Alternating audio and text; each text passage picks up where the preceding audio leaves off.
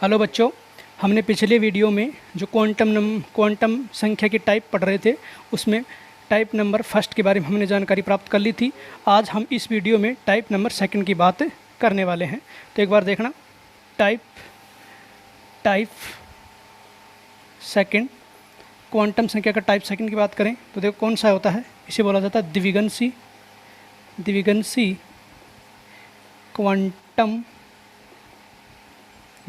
Quantum संख्या।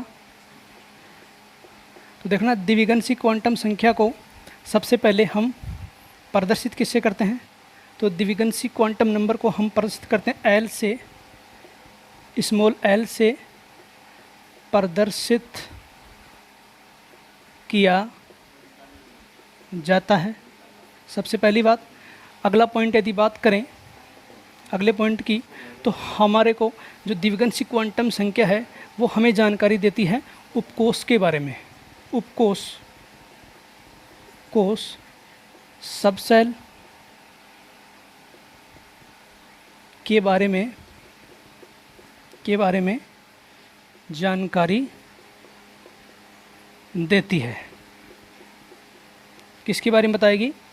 द्विविंशी quantum संख्या L से प्रदर्शित करते हैं, हमें बताती है उपकोष के बारे में। अंग्रेजी में से सबसेल बोलते हैं, तो उपकोष सबसेल के बारे में हमें यहाँ से जानकारी मिलती है। इसका जो मान होता है, एल का जो मान है, एल का मान 0 से n-1 तक होता है। यदि एल की वैल्यू की बात करें तो जो एल का जो मान होता है वो 0 से n-1 तक होता है। अगला पॉइंट, एल का प्रत्येक मान उपकोष के बारे में बताता है। तो एल का प्रत्येक मान उपकोष के बारे में जानकारी देता है। ये तो हमने पढ़ा है इसका बेसिक। तो देखना आगे, द्विविंशी क्वांटम संख्या में यदि मान लीजिए हमारे पास एल की वैल्यू मान लीजिए, यहाँ एल की वैल्यू हमारे पास 0, 1, 2, 3 हो। देखो, यदि एल का मान 0 है, 1 है, 2 है, 3 है, यदि एल का मान 0 है तो इसके लिए आता है एस उपकोष।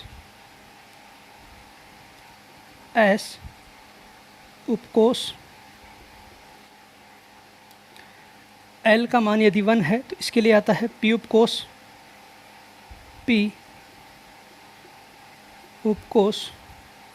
और यदि एल का मान 2 है तो इसके लिए उपकोष आएगा डी उपकोष।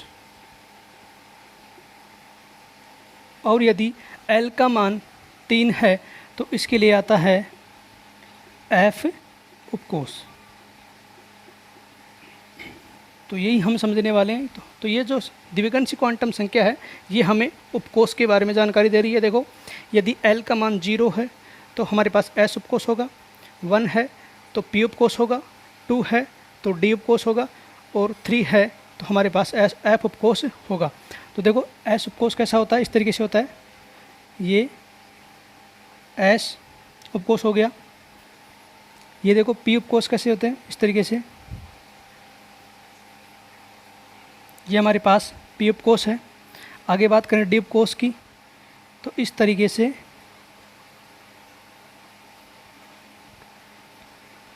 ये हो गया हमारे पास डी उपकोष। और एफ की बात करें तो इस तरीके से होता है।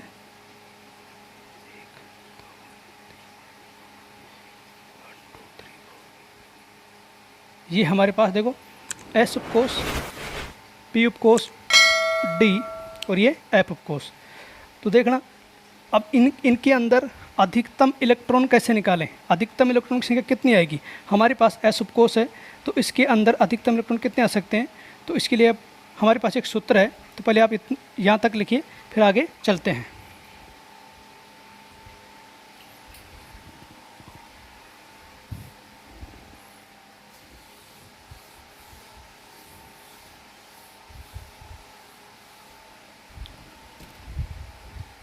तो अब देखना, एस यानी उपकोषों में नोट लगा के लिखना, उपकोषों में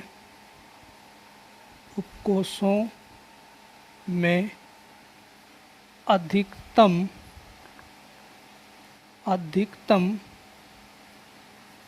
इलेक्ट्रॉन की संख्या निकालने का सूत्र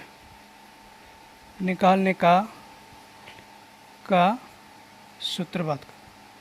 तो इसके लिए हमारे पास सूत्र आपको याद रखना है 2a, यहाँ लिखना है इस बार 2l + 1।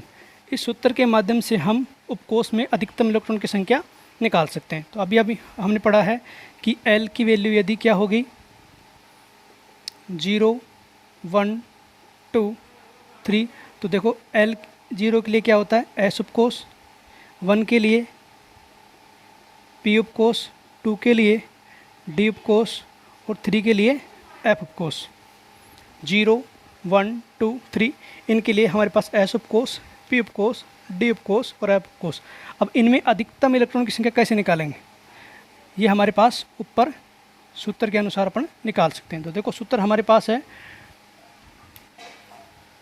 2l + 1। इस सूत्र के माध्यम से निकालना, देखो S उपकोष में निकालेंगे तो देखना यहाँ पर लिखना है सूत्र में 2 × L की वैल्यू यदि 0 है तो L के स्थान पर रखो 0 + 1।